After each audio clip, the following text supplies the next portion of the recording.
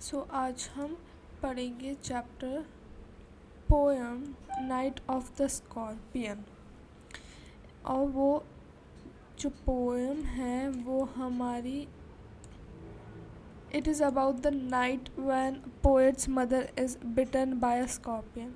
सो जो पोएम के अंदर जो पोएट हैं उनकी जो मदर है उनको स्कॉर्पियन जो होता है उसने बाइट कर लिया होता है, और उस पे ही बेस्ड ये पूरी पोएम है।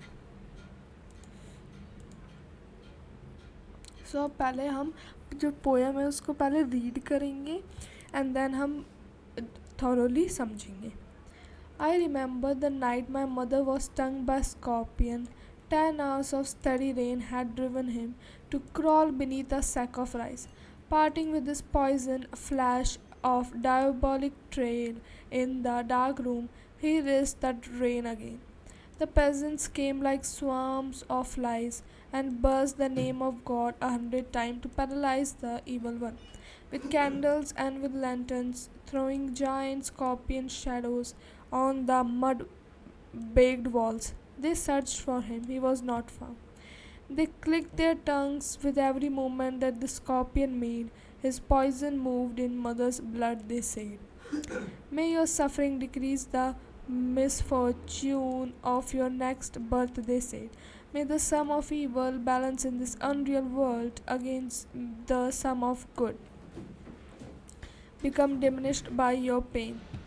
May the poison purify your flesh of desires, your spirit of ambition, they said, and they sat around on the floor with my mother in the center, the piece of understanding on each face, more candles and more lanterns, more neighbors, more insects, and the endless rain. My mother twisted through and through, groaning on a mat. My father, skeptic rationalist, trying every curse and blessing, powder, mixture, herb, and hybrid. He even poured a little paraffin upon the bitten toe, toe, upon the bitten toe. Put a match to it. I watched the flame feeding on my mother.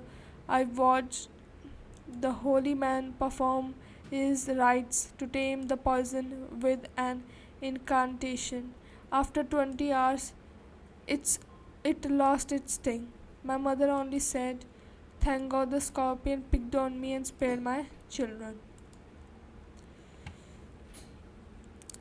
ये पूरी pome हमने अब read कर ली and ये pome लिखी गई है निसिम एजिकेल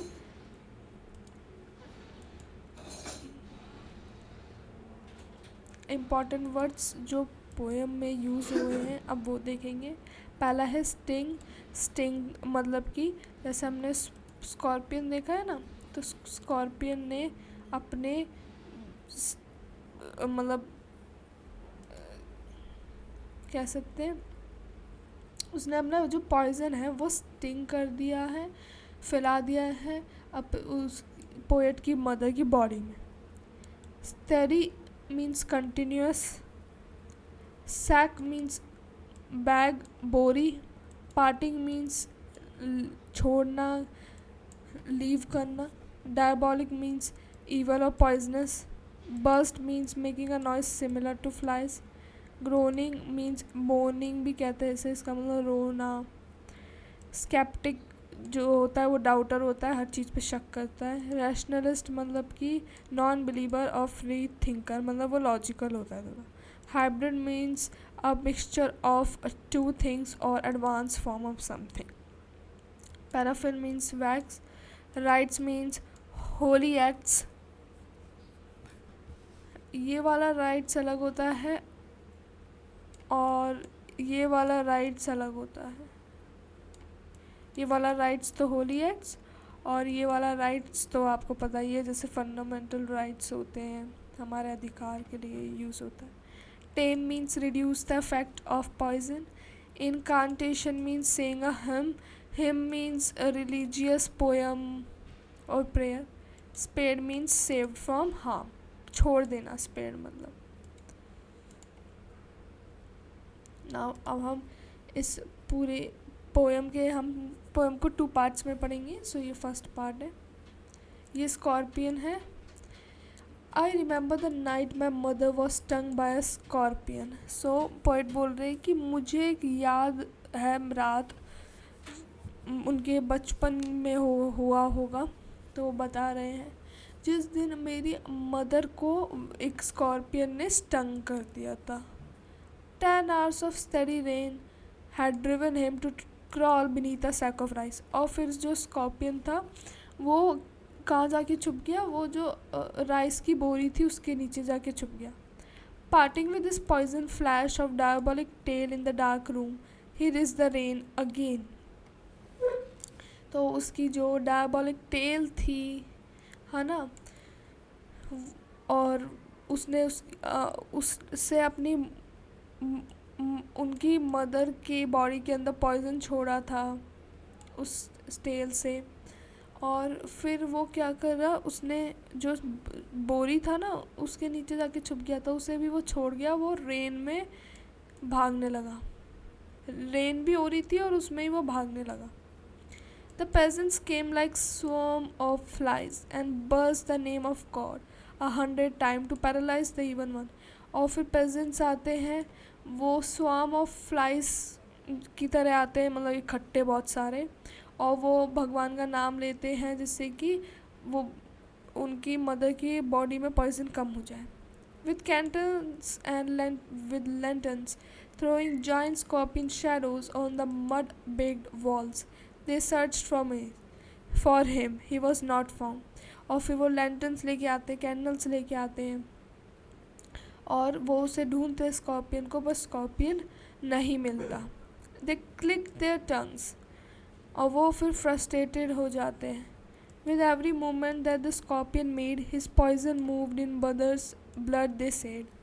तो फिर उन्होंने बोला कि जैसे जैसे जो वो स्कॉर्पियन है ना, स्कॉर्पियन जो है ना, वो जैसे जैसे चलेगा ना, वो वैसे ही उसकी मम्मी की बॉडी, उनकी मम्मी की बॉडी में भी ब्लड फैलता जाएगा अगर स्कॉर्पियन के मूवमेंट से।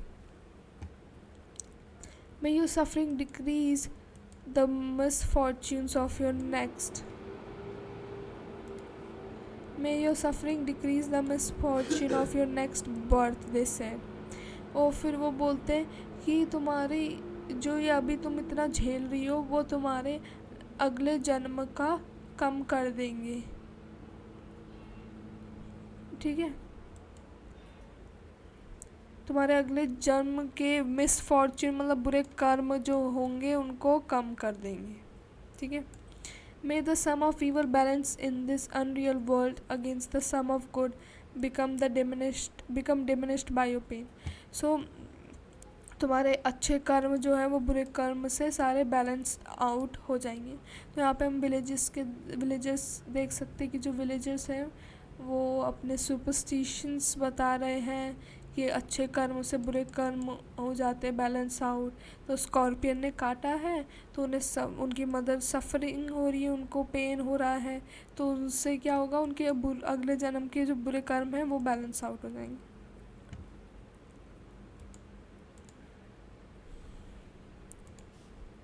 May the poison purify your flesh of desire and your spirit of ambition,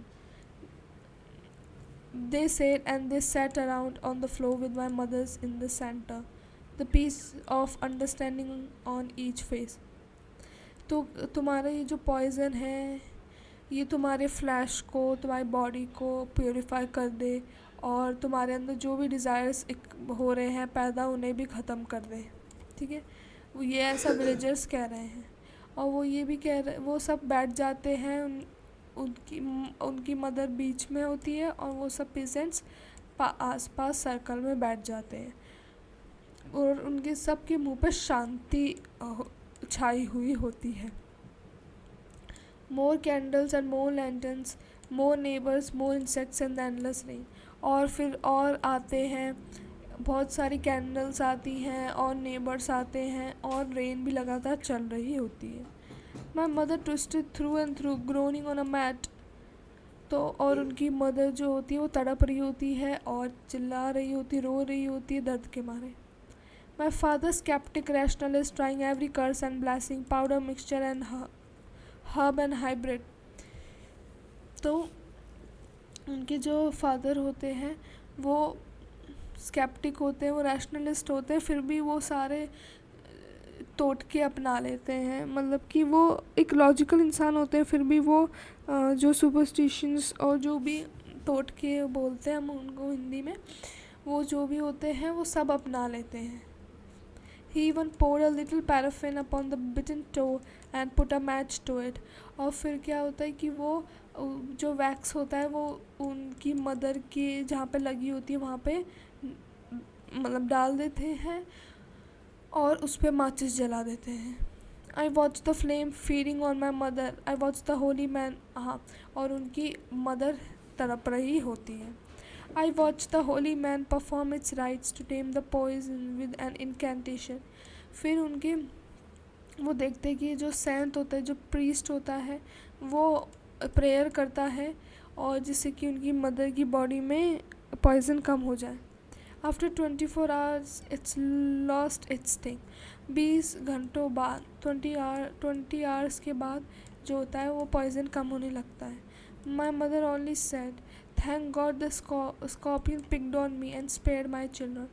और फिर उनकी मदर लास्ट में बोलती है कि अच्छा हुआ जो ये है स्कॉर्पियन, इसने मुझे डंक किया, मुझे स्टिंग किया और मेरे बच्चों को छोड़ दिया, वरना मेरे बच्चों को भी ये सब झेलना पड़ता. तो यहाँ पे हमें पता चलता है कि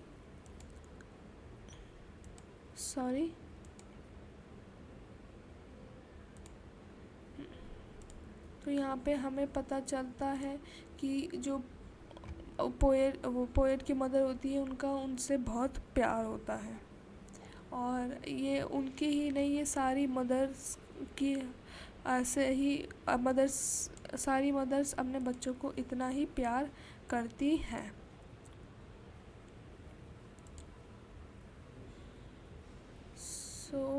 ये जो वर्ड्स हैं ये आप इसे अच्छी तरीके से लर्न करिए, क्योंकि आप स्क्रीनशॉट ले लीजिए और इनको अच्छी तरह लर्न करिए, क्योंकि जैसे आप आंसर लिखेंगे तो आपको ये वर्ड्स को आप यूज़ कर सकते हैं अपनी आंसर राइटिंग में, तो आपका आंसर और भी अट्रैक्टिव होगा और आपका एग्जामिनर फुल मार्क्स देगा. इसलिए ये सारे जो हैं वर्ड्स ये मैंने ऐड किए हैं. लिटरेरी डिवाइसेस अब हम देखते हैं जो पोएम में यूज़ हुई हैं. सबसे पहला है metaphor. Metaphor makes a comparison between two unrelated things by स्टेटिंग one thing is the other thing. This is usually done by highlighting or suggesting a shared quality or characteristic between the two distinct elements. क्या होता है metaphor में हम बस दो चीज़ों के बीच में कंपैरिजन करते हैं जो एक दूसरे से अलग होती है. ठीक है,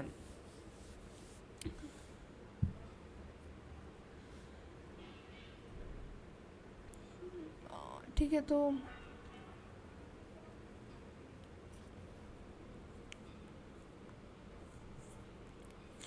ये जो है जैसे scorpion is the evil one, तो स्कॉर्पियन को किससे कंपेयर करा है?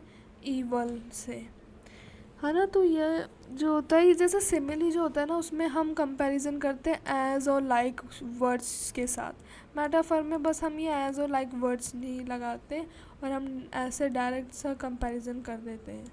Scorpion is the evil one, मतलब स्कॉर्पियन को हमने ईवल बता दिया. ठीक है.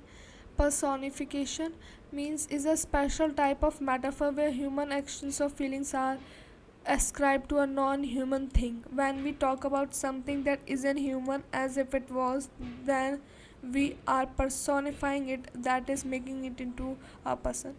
जब हम नॉन लिविंग थिंग को लिविंग थिंग्स की चीज़ें मतलब से डिफ़ाइन करने लगते हैं, कि कैरेक्टरिस्टिक्स से डिफाइन करने लगते हैं, तो उसे पर्सोनिफिकेशन कहते हैं. जैसे एग्जांपल देखते हैं. Paralyse the evil one, flash of diabolic tail in the dark room, he risk the rain again. तो ऐसे हम जब नॉन लिविंग थिंग्स जो होती हैं उनको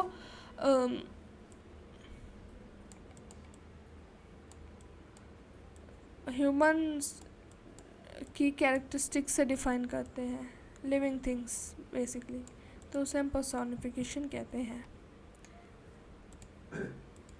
lastly, simile makes comparison between two seemingly unrelated elements by using like or as to highlight a common quality or characteristic both things share. Simile make a comparison, तो इसमें भी comparison होता है, but हम क्या यूज़ करते हैं, as and like. तो the villagers came like swarm of flies, तो यहाँ पे लाइक यूज़ हुआ. तो हम विलेजर्स को कैसे बता रहे हैं, स्वार्म ऑफ फ्लाइज से, बट हमने यहाँ पे वर्ड्स किया एज ओ लाइक यूज़. लेकिन मेटाफर में हम ये यूज़ नहीं करते, हम डायरेक्ट बता देते हैं कि scorpion is the evil one. तो आई होप आपको ये जो 3 जो लिटरेरी डिवाइसेस है समझ आई होंगी, metaphor, personification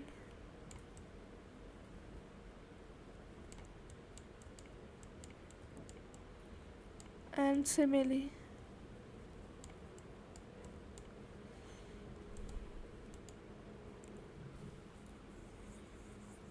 So that's it for this video. Thanks for watching.